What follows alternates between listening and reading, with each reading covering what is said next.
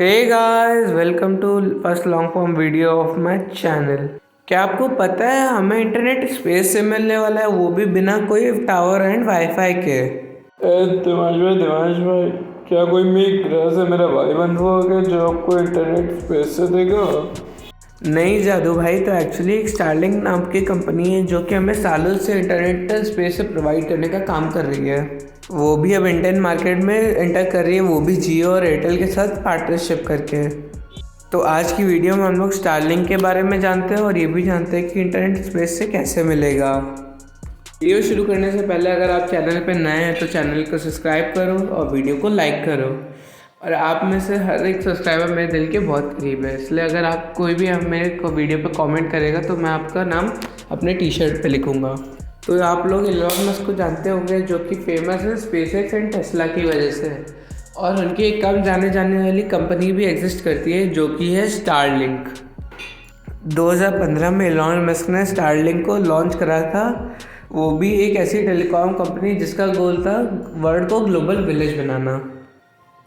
चाहे आप अमेज़ॉन के जंगल में बैठे हो या फिर आप चाहे माउंट एवरेस्ट पे खड़े हो, इनका गोल था आपको हर जगह हर समय इंटरनेट प्रोवाइड करना। यहाँ तक आप अगर ओशन के बीचों बीच भी हैं तब भी आपको इंटरनेट प्रोवाइड कर सकता है। और इंडिया में बहुत जगह नेटवर्क कवरेज अच्छा नहीं है और हर जगह टावर लगाना भी पॉसिबल नहीं है, तो वहाँ पे हमारी स्पेसएक्स हेल्प कर सकता है। ये आपको हाई स्पीड इंटरनेट प्रोवाइड करेगा और ये आपको कहीं भी कवरेज दे सकता है, चाहे कोई जंगल हो या माउंटेन्स हो या ओशन ही क्यों ना हो। तो बेसिकली अब हम लोग कह सकते हैं कोई भी इंटरनेट से डिस्कनेक्टेड नहीं रहेगा। पहले हमें इंटरनेट एक्सेस करने के लिए टावर्स पे ही डिपेंडेंट रहना पड़ता था, लेकिन अब हम लोग घर बैठे स्पेस से ही इंटरनेट एक्सेस कर सकते हैं। तो अब हम लोग कहीं भी रिमोट एरियाज में जाके रह सकते हैं without hassle of internet. Starlink अपना इंटरनेट स्पेस से देता है और उसके लिए स्टारलिंक ने अपनी बहुत सारी सैटेलाइट स्पेस में लॉन्च करी है।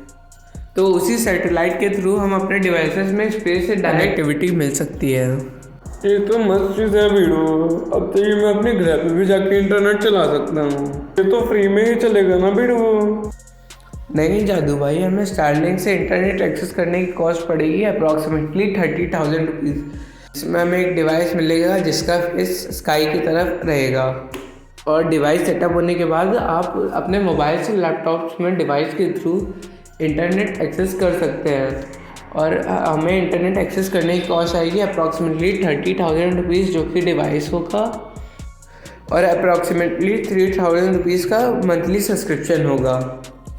तो आप भी सोच रहे होंगे कि जब मेरा काम 15 to 20,000 रुपीज़ में होना तो मैं 60 to 70,000 क्यों ही स्पेंड करूँगा एनुअली।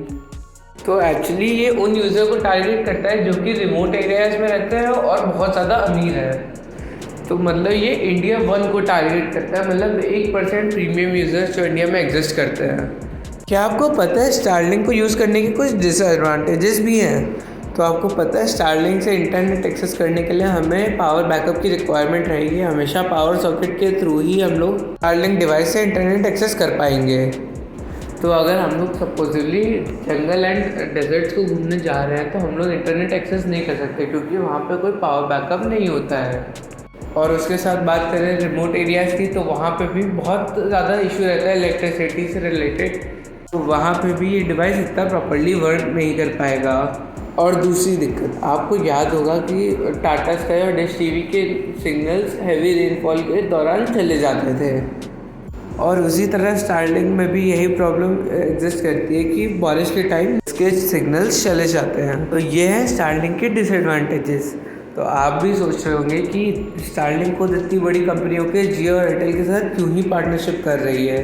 तो अभी इंडिया में टेलीकॉम सेक्टर में डुओपोली चल रही है जियो और एयरटेल के बीच, इसीलिए दूसरे प्राइवेट प्लेयर्स का इंडियन मार्केट में सर्वाइव करना बहुत ही मुश्किल था। इसलिए स्टारलिंक ने जियो और एयरटेल के साथ पार्टनरशिप करी और उसके साथ साथ उसे जियो और एयरटेल के यूज़र्स का डेटा भी मिल रहा है। उससे पहले स्टारलिंक ने इंडिया में आने का ट्राई भी करा था, लेकिन गवर्नमेंट के साथ स्टारलिंक की डील हो नहीं पाई।